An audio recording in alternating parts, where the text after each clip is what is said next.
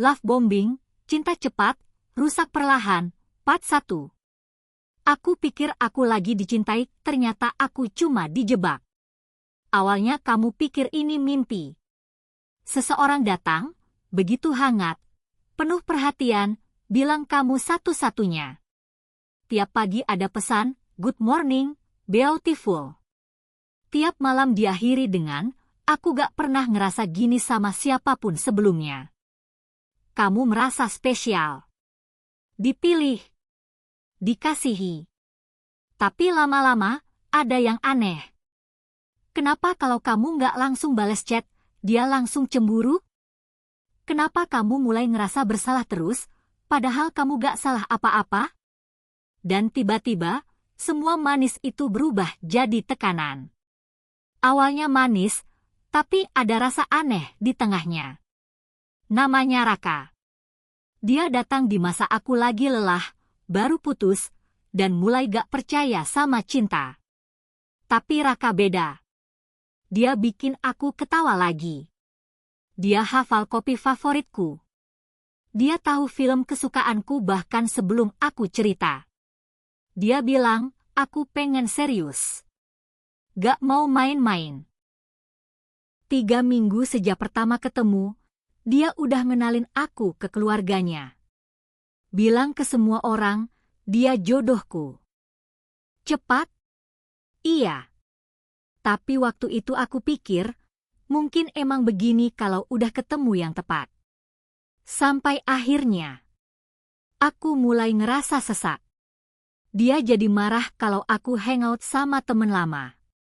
Dia bilang aku terlalu dingin kalau gak ngebalas pesannya dalam 10 menit.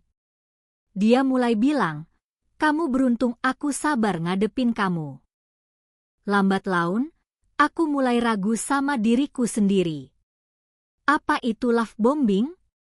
Love bombing adalah ketika seseorang mengebom kita dengan cinta, perhatian, dan pujian secara berlebihan.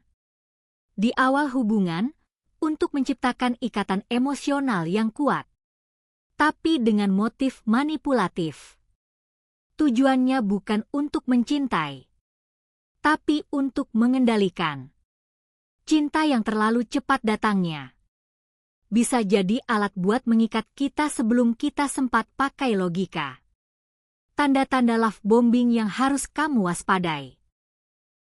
Terlalu intens di awal, sering bilang, aku cinta kamu, padahal baru kenal sebentar. Pujian berlebihan yang bikin kamu merasa seperti diselamatkan. Cepat ingin, resmi, atau berkomitmen tanpa benar-benar kenal. Gak suka kalau kamu punya ruang sendiri. Bikin kamu merasa bersalah saat kamu minta waktu, ruang, atau batas. Dan yang paling bahaya, kamu merasa dicintai, tapi juga selalu dalam tekanan untuk menyenangkan dia. Akhirnya aku pergi. Tapi gak tanpa luka. Pergi dari Raka bukan hal gampang.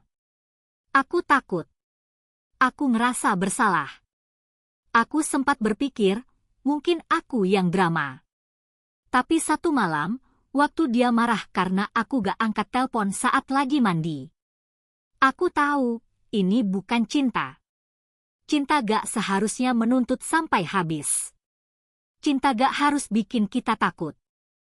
Kalau kamu harus kehilangan dirimu sendiri demi mempertahankan seseorang, itu bukan cinta. Itu jebakan. Kalau kamu sedang mengalami hal yang mirip, tolong percaya, kamu gak berlebihan. Kamu gak terlalu sensitif. Kamu berhak merasa aman dan nyaman dalam hubungan. Yuk diskusi. Pernahkah kamu merasa dicintai terlalu cepat, tapi lama-lama terasa menyesakan? Apa yang kamu lakukan saat sadar bahwa perhatian itu bukan tulus, tapi manipulatif? Ceritain pengalamanmu di kolom komentar. Mungkin kisahmu bisa jadi kekuatan buat orang lain juga. Kalau kamu suka tulisan seperti ini, share ke teman yang perlu baca. Kadang yang kelihatan cinta, justru yang paling beracun.